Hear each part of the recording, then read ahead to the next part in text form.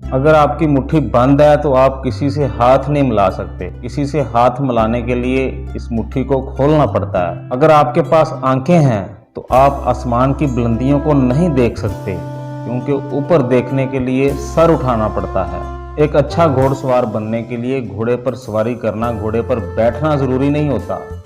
एक अच्छा घोड़सवार बनने के लिए आपको गिरना भी सीखना होगा, गिरकर उठना भी सीखना होगा। आपके रास्ते में किस तरह की मुश्किलात आएंगी ये आप तय नहीं कर सकते, लेकिन उन मुश्किलात से निकलना कैसे है ये आप ही ने तय करना है। पुरसकून पानियों के अंदर आप तैराकी तो सीख सकते हैं, लेकिन एक अच्छा तैराक नहीं बन सकते।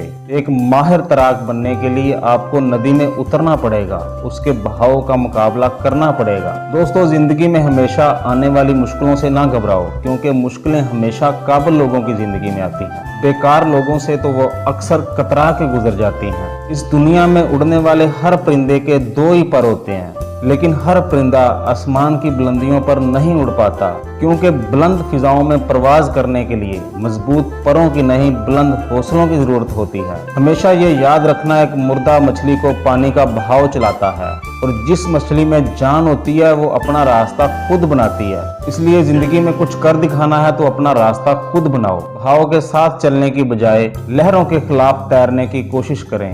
अपने अंदर हौसला पैदा करो, नाकामियों से लड़ने का, मुश्किलों से निकलने का। और हमेशा ये याद रखना, जिंदगी में कुछ बड़ा करने के लिए कुछ बड़ा करने की नहीं, बल्कि कुछ करने की जरूरत होती है। अक्सर लोग जिंदगी में कुछ बड़ा करना चाहते हैं और वो हमेशा बड़ा करने के ही इंतजार में रहते हैं। ऐसे लोग इंतजार ही करते रह जाते हैं। दोस्तों, जिंदगी में कामयाब होना है तो छोटे छोटे कामों को ही बड़े और बेहतर अंदाज में करने की कोशिश करो, क्योंकि बारिश की बूंदें भले छोटी हों पर उनका लगातार बरसना बड़ी बड़ी नदियों का बहाव बन जाता है।